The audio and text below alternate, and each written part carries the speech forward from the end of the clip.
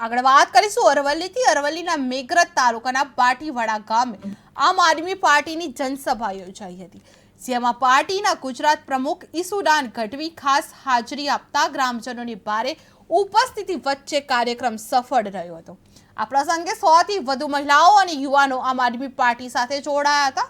ઈસુદાન ગઢવીએ ગ્રામ વિકાસ, શિક્ષણ અને યુવા હિતોની નીતિઓ અંગે ગ્રામ વિકાસને માહિતગાર કર્યા હતા અને આવનારી ચૂંટણીઓ માટે કાર્યકરોને સક્રિય થવાનું આહવાન કરવામાં આવ્યું હતું।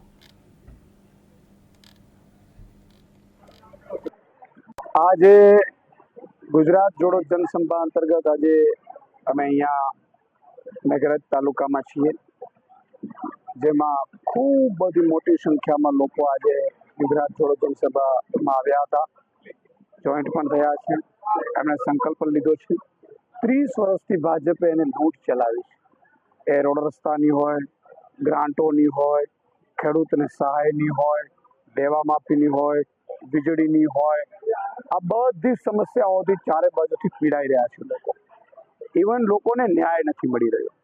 આજે ભાજપનો નેતા હોય, કાર્યકર્તા હોય, એને ઉપલા ભાજપના નેતાઓ સાથે ઝઘડો થાય તો એનું મર્ડર થઈ જાય, એની હત્યા થઈ જાય, કાં એની ઉપર હુમલાઓ થાય અને કોઈ કાંઈ બગાડી ન શકે। એટલે ભાજપ કોઈની નથી એવું આ લોકોનું પણ માનવું છે। આજે મને આ વિસ્તારમાં એ જોઈને આનંદ થાય છે કે ખૂબ હરિયાળીભર્યું વિસ્તાર છે, પણ માત્ર ને માત્ર સરકારની અનાવડતના કારણે, સરકારના નેતાઓની લૂંટના કારણે આ વિસ્તાર પછાત રહી ગયો છે। વિસ્તાર અને લોકો વિકાસથી વંચિત રહ્યા છે, એમના હક્કો અને લાભોથી વંચિત રહ્યા છે। અને એટલે જ મેં ખાતરી પણ આપી છે કે આગામી સમયમાં તાલુકા, જિલ્લામાં પણ આમ આદમી પાર્ટીને જીતાડો। તમારા જ લોકો તમારા માટે નેતૃત્વ કરીને કામ કરશે અને વિધાનસભામાં સરકાર આવતાની સાથે આ વિસ્તારને તળિયાથી ખૂબ સુંદર વિકાસ કરવામાં આવશે। એ રોડ રસ્તાની વાત હોય, ન્યાયપ્રિયની વાત હોય, સ્કૂલની વાત હોય, અહીંયા સ્કૂલો પણ બંધ કરી દેવામાં આવી સરકારી। એ જ સરકારી સ્કૂલો ફરીથી ચાલુ કરીશું અને એમાં ઇંગ્લિશ મીડિયમ પણ ચાલુ કરીશું।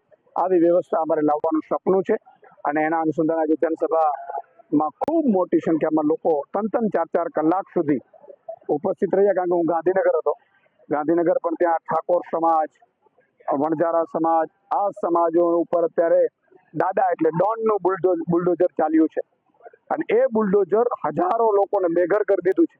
ત્યાં હું મુલાકાતમાં ગયો હતો એટલે અહીંયા લેટ પડ્યું, છતાંય લોકો ઉત્સાહથી બેઠા હતા અને મને ઉમ્મીદ છે કે આટલી સંઘર્ષ સાથે, આટલા ગરમીમાં પણ લોકો બેઠા રહ્યા તો નક્કી પરિવર્તન આવશે। આજે અંદાજે લગભગ 100થી